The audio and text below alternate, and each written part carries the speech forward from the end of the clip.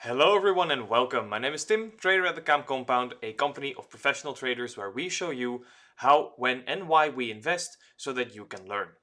Today we are looking at the stock market. We're going to talk about the S&P 500 and the Nasdaq because those are the most formative markets that permeate through the rest of the stocks, and we are going to look at a couple of stocks that we have our eye on and why specifically. So let's get right to it. In front of us we have the S&P 500 or the SPY, and what we see here is that we are still in this upwards channel that we've been talking about. Now today is quite an interesting day. Of course, we are at the moment of speaking only halfway through the day, but we see a nice little gap up towards this previous resistance right here, and we see that there is still a channel moving upwards. So this channel is generally speaking a bearish channel because that is how these channels tend to work. They tend to break to the opposite side, especially if they're a bit steep like this one is, because then it just takes an astronomical amount of effort and momentum for the market to break to the upside.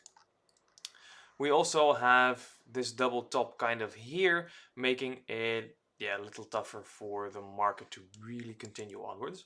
We could actually say that there is maybe a bit of a channel forming right here. Not perfectly, not perfectly. And of course, I start recording and my cat wants attention. So there we go. Greetings from Anton the cat. What we see here is that the S&P 500 has tried to break through, and we will see today if we can manage to stay above. So this trend line right here, and then this would be the next interim support of resistance, I should say, there. That's kind of what we're looking at. And then we have the major one right here, and that is kind of a zone between these two levels.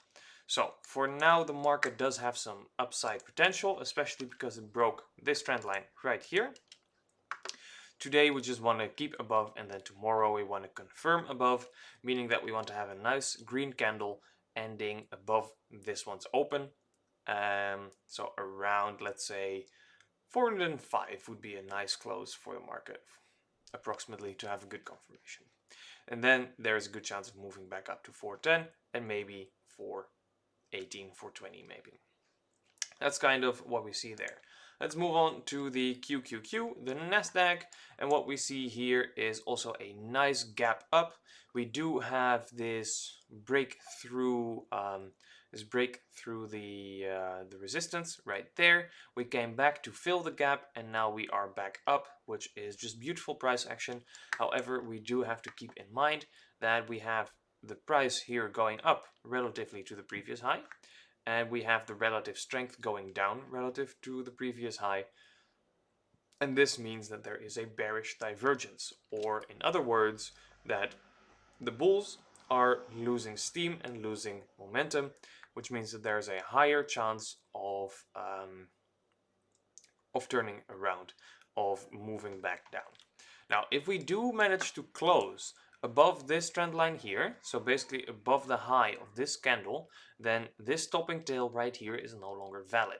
So that would also give a strong case for the bulls, meaning that we do kind of average out neutral, if that makes sense. We have one strong bearish indicator, we have one strong, something in my eye, give me a second. That happens every now and then. So we have one strong bullish indication. So together that kind of comes down to neutral, and we'll see who wins.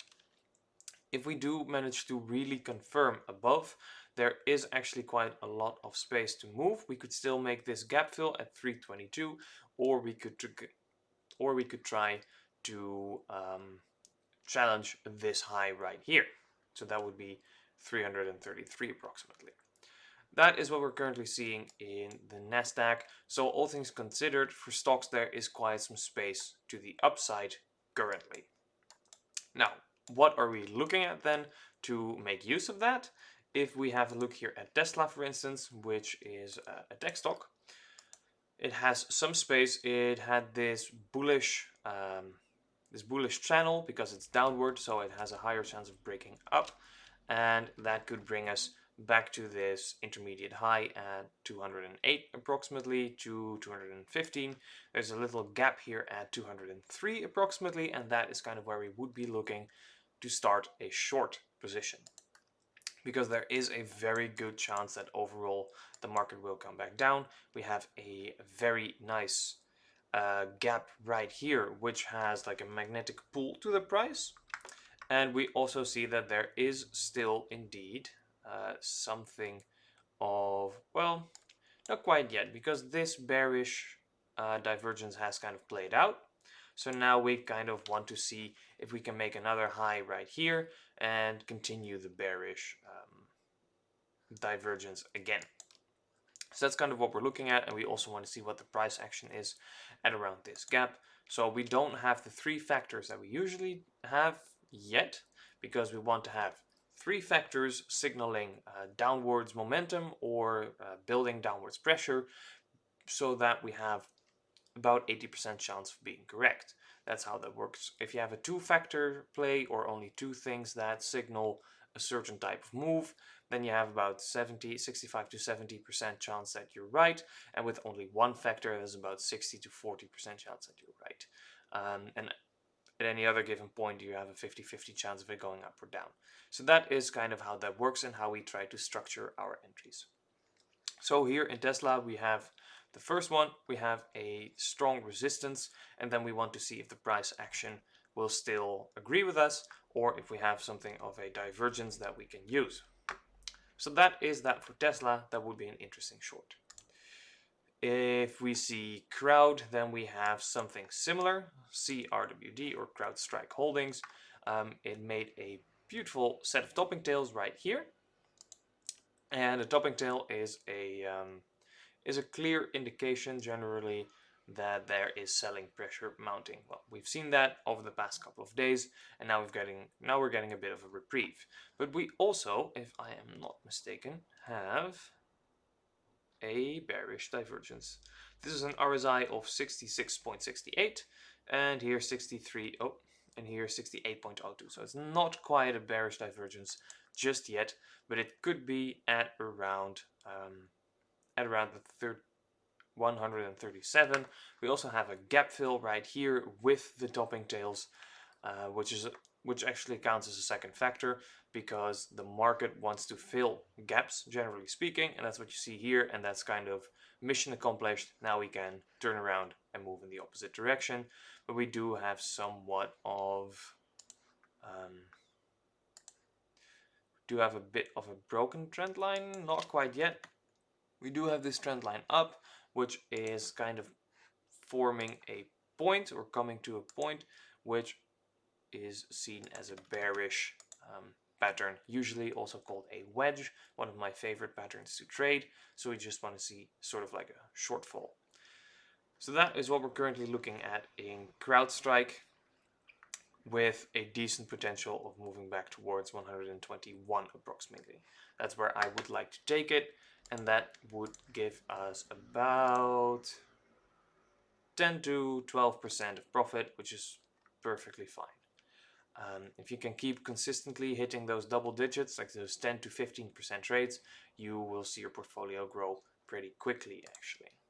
JPM, we have a similar channel downwards. Of course, banks are a hot topic at the moment. I kind of want it to come back up here, either for a short, or we could have a look for a very, very careful long, but only if the price action will really tell us so. This was actually a perfect point. This is a nice bottoming tail at a clear support, and with a nice little pattern, so that worked out great. Even had a bullish divergence as well, so this was really a perfect entry actually, and that's also why I would like to show it to you. And that would have brought you, well, now up to 5%. There's a good chance that it will move a bit further, maybe to here to 134, but perhaps we can still get in at around this point. We will see. And then O'Reilly is making an interesting point with this little resistance right here and the upsloping trend line, making kind of like a triangle, which is usually seen as a bullish pattern. If that does work out, then we could see quite a move up, because this was about 684 to 860, so that is just under 200. A move of $200, so that could bring us to let's say about 1,050, maybe 1,000, something like that. So that is kind of what we're seeing currently in some of the things that we keep an eye on. Alibaba, of course, we got out around 95 after getting in at around 82 to 85, depending a bit on what time you entered with us.